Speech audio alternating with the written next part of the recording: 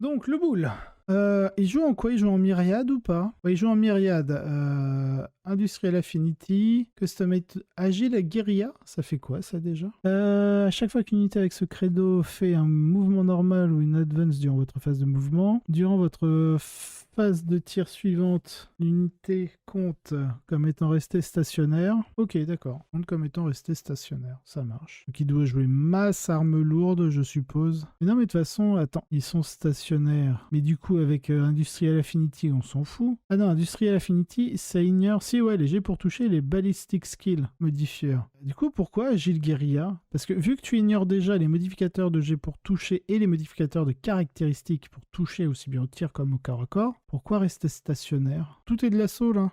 Charge de démolition, c'est grenade D6. À la rigueur, c'est pour eux, si, parce que c'est pas des armes industrielles, il me semble. Là, je vois pas trop pourquoi. Bon, en tout cas, il nous joue 1, 2, 3, 4 packs de néophytes, de 20 néophytes. Il y en a un en laying in wait, un autre en perfect ambush et l'autre en from every angle. Ensuite, il a un biophagus avec son suprême alchimiste et l'alchimicus familiar. Il a un clamavus, un kellermorph avec la wormtooth. Le nexos et son cranial inlay. Il a un sanctus et un reductus avec l'oppressor's bane et les 3 x 10 à Talat Jackal. En fait, si je jouais pas Affinité Industrial Affinity, je pourrais comprendre Agile Guerilla. Et vu qu'Industrial Affinity c'est 1 point et ça c'est 2, pas trop. Alors peut-être que je joue pas du tout Cult Genestealers, donc si ça se trouve il y a un truc que je ne qui est là et que je ne vois pas avec ça. Parce qu'en fait il compte comme stationnaire mais uniquement durant sa phase de tir. Je sais pas, bah écoutez, ce sera un mystère. Là je bloque un peu. Ok, bon le boule, il y a peut-être quelque chose que je ne vois pas. Alors Ibikit, Thousand Suns, Duplicité. Il joue quoi? Infernal Master, Classic, Crystal, Sorcerer's Facade, Empirist Guidance, Harryman, Patati Patata, Exalted avec le Sorcerer's l'Athenian Scroll, pardon. Singe Firestorm et le Arrogance of Aeon. Ok, il a 3, 4, 5 rubriques Marines. Il a 2 x 10 Terminator. Je trouve que c'est une bonne liste. Ça, c'est une liste que j'aime bien où il spam les troupes et il va chercher les 2 packs de 10 Terminator. Parce qu'alors ça à gérer. Oh, qu'est-ce que c'est chiant. Tellement mal, ça. Je trouve ça fort. J'aime beaucoup. Est-ce qu'il a une unité de 10 où il peut action tir? Ça, c'est quelque chose que j'aime beaucoup. Non, il a amélioré pour avoir les 2 sorts. Ouais, le Rite of Coalescence. On va voir le Fate Weaver. Non, mais non. Non, attends, le Rite of Coalescence, c'est quoi? Comment ça, c'est protégé pour avoir un autre sort. Donc, ça se trouve, le Rite of Coalescence, c'est l'action tir. Légion Commande. Réati, c'est pouvoir lancer un sort en plus. Protéger et connaître un pouvoir en plus. Rite of Coalescence. Ah non, c'est regagner un point de vie. Ouais, t'aurais pu mettre...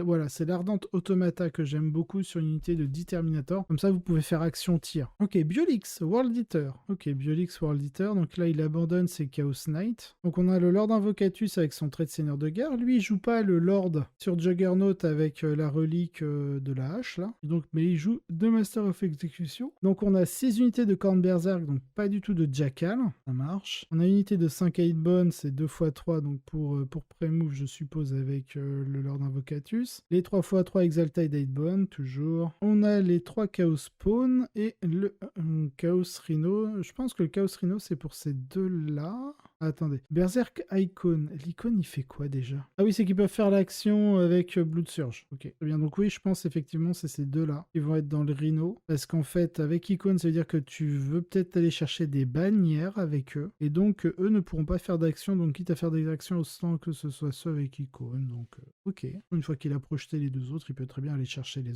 2 autres unités et les projeter aussi. De toute façon, voilà, pas de grande différence par rapport aux autres listes World Eater que l'on a vu. Ensuite, on a Moyashi qui joue Iron Hands. Alors, est-ce qu'il joue Iron Hands Successor? Oui, il joue Maître Artisan Whirlwind of Rage. Ok, très bien. Il joue un Primaris Tech Marine et un Librarian. D'accord. Il a Psy Steel Armor, je crois que c'est un +1 save. Et Blessing of the Machine God, c'est pour Regen. Rite of War pour le Super OP. Unité d'Infiltrator. Donc, tout comme Irian, je crois qu'il en jouait qu'une. Je trouve ça un peu léger. Moi, j'en jouerais 2, perso. Ensuite, il joue le classico-classique Relic Contemptors avec Missile Cyclone, voilà, et les double vol kit. Il met Merciless Logic pour le mettre en non, March of the Anciens pour en faire un personnage. Et Merciless Logic en tant que trait de seigneur de guerre qui fait que lorsqu'il fait des 6 pour toucher, il fait des attaques supplémentaires avec ses armes. Donc quand c'est des missiles cyclones anti-char, ça rigole pas. Et de base, de toute façon, ça rigole pas. Sachant que grâce au Tech Marine, il se 4 en 2+ pour toucher. Et bien sûr, Iron Hands, Doctrine Dévastator dès le tour 1, reroll des 1 pour toucher. Je trouve ça un peu dommage qu'il joue un Primaris Librarian, parce qu'en fait, il pourrait mettre un Primaris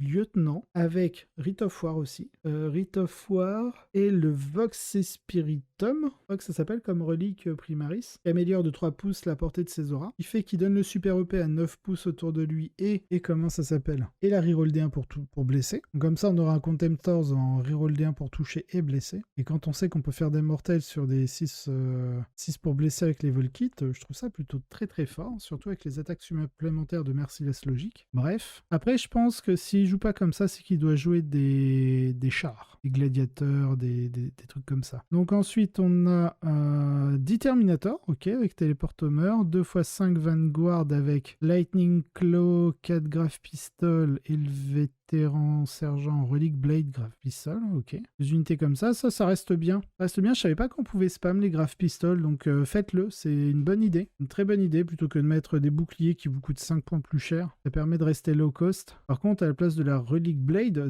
je sais pas si vous pouvez mettre un marteau sur le sergent, et si vous pouvez pas, mettez une griffe aussi, plutôt qu'une Relic Blade. Mais vu que ça coûte 3 points la Lightning Claw, je crois que la Relic Blade c'est gratuit. Donc si c'est gratuit, mettez la Relic Blade. Ça reste dégâts 2, il me semble. Mais ouais, le Grave Pistol, c'est pas idiot. Je savais pas qu'on pouvait le spam. Bon, après, en Space Wolf, on peut pas jouer des Vanguard vétérans. Donc du coup, je savais pas qu'on pouvait spammer des pistolets gravitons. Donc je pense que c'est une bonne idée, parce que dans des match-up, notamment par exemple le World Eater, sauvegarde à 3+, donc pistolet graviton, dégâts 2. Donc ça tue du Berserk de corne. Bon, classique, 3 Land Speeder Tornado, donc en multi-melta et canon d'assaut, je suppose. Il devrait mettre, s'il est en canon d'assaut ou lance-flamme lourd. Normalement, c'est canon d'assaut. Ensuite, il y a l'unité d'Eradicator en Heavy Melta Rifle, normal, et multifuseur, normal. On met les armes lourdes, déjà parce que c'est fort, parce que ça veut dire que là, il a 2 à 4 tirs qui sont dégâts D6+2 de base, voire D6+4.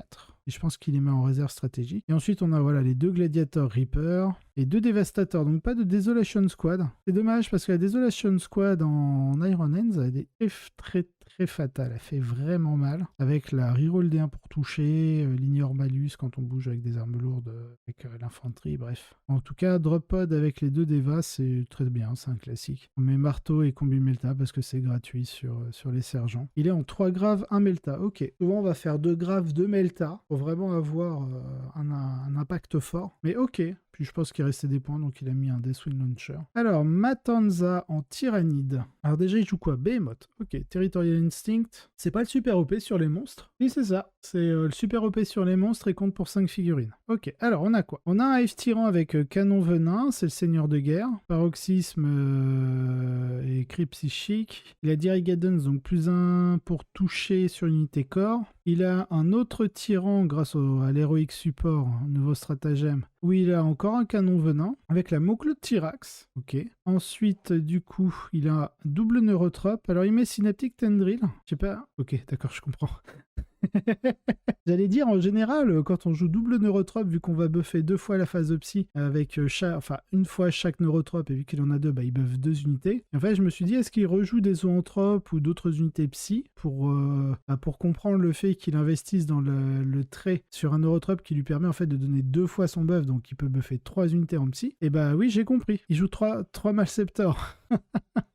Donc du coup, c'est quand même 3 Malceptor. Ils sont endurance 8. Un vue à 4. Sauvegarde à 3+, mais bon. Il peut faire l'action psychique pour faire -1 en force, ce qui fait qu'avec son endurance 8, toutes les armes force 8, genre les Melta, etc., ça passe force 7. Donc blesse à 5+. Et bien sûr, ça met une chienne mortelle, toujours. Et ils sont super OP et valent pour 5 figurines. Donc je trouve ça assez malin. Derrière, on a un des Sleepers avec les Jeunes Stealers, parce que des scénarios, on est obligé d'avoir une unité infiltrée pour pouvoir obtenir des points de commandement, et on en a besoin, Chaque armée en a besoin. On a 2 Screamer Killer en glande d'adrénaline. Donc ça, c'est le Carnifex de CAC. Il balance entre 10 et 11 attaques. Et surtout, vu que c'est un monstre, il est super OP et compte pour 5 figurines. Et 3 tirs en garde pour cover les 2 Hive Tyrans. Ok, j'aime bien la liste. Je la trouve un peu chère et moins flexible avec ces 3 Malceptors. Puis même à déplacer sur des formats WTC, c'est pas si simple. Mais ok, il joue Behemoth. Donc c'est pas le Kraken, parce que sinon avec Kraken, je crois qu'il pourrait faire auto-advance de 8. Et donc du coup de se débloquer en termes d'emprise. C'est une unité unité Psyker, oui, mais c'est une unité Synapse, donc elle est complètement indépendante du reste de l'armée. Archeon 14 en Astra Militarum, alors Lord Solar, ok. Tank Commander, Gatekeeper, ok. Command Squad, ah, il joue pas le... Ah si, voilà, le Fagnon, le Finial. Ok, les 3x10, les 3x10 Karkreen, il a la Barbican Key, on a le vétéran guérilla pour mettre le piège, le Heirloom Weapon pour le bonus de portée aux armes, le Recon Operator pour le pré-move, il a une sentinelle, il enlève des sentinelles pour mettre des Attilan Rough Rider, ok, excellent hein, par rapport à ce qu'ils envoient. Ensuite, on a 4 Lehman Russ, est-ce qu'ils sont tous en... Exécutionneur, oui, exécutionneur, ok. Lui, de toute façon, il est un gatekeeper, donc il est forcément battle cannon. Et il joue que 2 fois 3, enfin 2 unités de 3 mortars, donc de 6 mortiers au lieu de 9. Je vais peut-être cut là-dedans pour mettre... Attends, c'est combien? C'est 55 points? Ça, c'est 40, ouais. On aurait pu cut une Attilan pour mettre une deuxième Scout Sentinelle et une troisième Heavy Weapon. Mais après, très bien. Hein. J'aime beaucoup l'apport des Attilan Rough Rider qui ont une très bonne mobilité, qui vont faire de très beaux écrans. Ensuite, on a Dutch en démon du chaos. Est-ce qu'il joue le Devastating Blow? Non, bah déjà, il joue pas le buveur de sang. Ah, il joue en prince démon du chaos, ok, en Nurgle avec corruption. Bah, corruption, ça fait un peu le même taf que Devastating Blow, mais en moins puissant, on va dire, en termes d'impact par rapport à un buveur de sang. Mais c'est pareil, ça ignore, en fait, la relique corruption ignore. En fait, ça ignore les règles qui ignorent la perte de points de vie. Hein. Commencez à connaître. Ah non, d'accord, ok. Donc, il a ça qui blesse auto, et c'est corruption, du coup, qui fait... où il a plus 1 au dégâts, et les attaques de cette arme qui sont allouées à une figurine, cette figurine ne peut pas utiliser les règles qui ignorent la perte de points de vie. Voilà, donc il ignore les face cap avec la corruption. Il blesse auto sur Virulent Touch. Ok. Ensuite, il a un Fate Skimmer, un Transweaver, donc qui buff les démonettes, ou les fiends. Les fiends, donc il joue 2 x 5 fiends. Et il a 2 x 10 Pink Horror et une unité de Nurgling. Il joue 3 unités de 6 flammeurs. Ouais, 6 flammeurs, 5 plus le Pyrocaster. Ok. C'est 5 flammeurs Pyrocaster compris. En 25. Attendez, ça coûte combien déjà les flammeurs? C'est 25 points l'un. 50, 100 les 4, 125 les 5. Donc 125, donc c'est les 5. Ils sont bien 5. Ouais, c'est ça. Ok, donc c'est 3 x 5 flammeurs. Qui peuvent monter à 6. Hein. Ouais, c'est ça, 5 flammeurs, un pyrocaster, et du coup, c'est 150 les 6. Ensuite, il a 2 screamers, 2 x 5 screamers, 1 x 5 fleshhound, et il a 2 burning chariot, dont un avec l'Aurore Infestation. Je pense pas qu'il soit appareillé contre du démon, donc clairement, il va pas chercher le match miroir. Là où j'aime bien les listes avec le buveur de sang qui, justement, comme lui, hein, comme corruption, va ignorer les face cap, etc., comme je l'ai expliqué. Ensuite, on a Kanaki en Chaos Knight. Il joue full petit, je crois. 3, 9, 10, 11, 12, 13, c'est ça. Il est full petit. Il a pas mis le Blood Shield sur lui. C'est un peu dommage. Un peu dommage. On a le Warbone Stalker qu'on a déjà vu. On a le Helm of Dog qu'on a déjà vu. Le Helm of Warp Sight sur l'exécutionneur. Ouais, c'est dommage qu'il ait pas mis le Blood Shield sur lui. En général, si on va chercher les Retech Power Core, c'est pour jouer le Blood Shield avec. Ok.